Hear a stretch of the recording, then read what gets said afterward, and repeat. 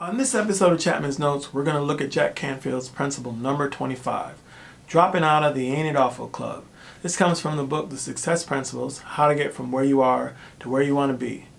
As a recap, Chapman's Notes is dedicated to the person that likes to read but doesn't have time to read, or doesn't like to read but still wants to benefit from psychology or self-help books.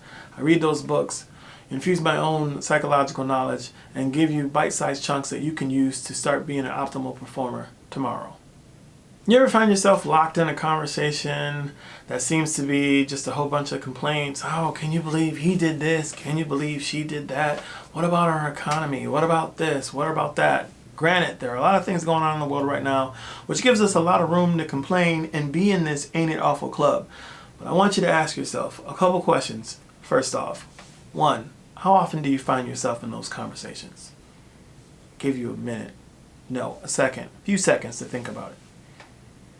You find that you're in these conversations more often than not, you got to ask yourself, what is it doing to your energy?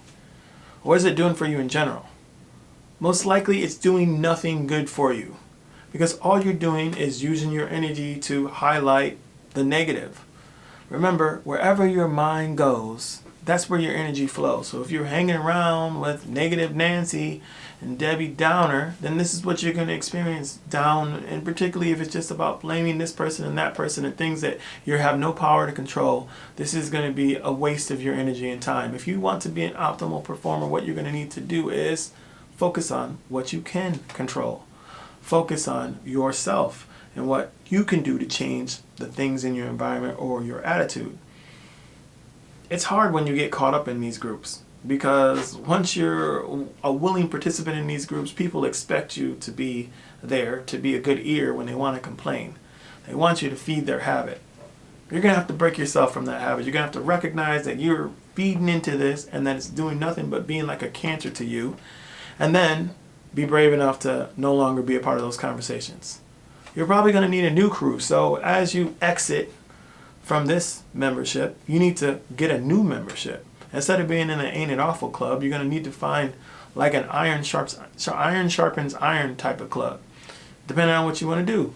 You want to be a business person, maybe you join a chamber of commerce. You've decided you really want to get your academics to a certain level, then maybe you join a group of scholars, people that are focused and motivated to get their academics at a certain level. You decided you want to be more spiritual, you want to be more religious, join an organization that focuses on those things, and maybe a small group that has a specific focus on taking themselves to the next level, the level that you want to be at. Remember, birds of a feather flock together. So that means you got to ask yourself, what kind of birds are you flocking with right now? Are you an eagle? Okay, good. You should be trying to hang out with other eagles, because if you're an eagle hanging out with pigeons, guess what? You're more likely that you're going to act like a pigeon. You remember the story of the ugly duckling, right? The duckling that thought, or the swan that thought they were a duckling and acted like a duck. In this case, we need you to embrace who you are and be the best version of you. And you can't be the best version of you if you're contaminating yourself with negativity and worry in the Ain't It Awful Club.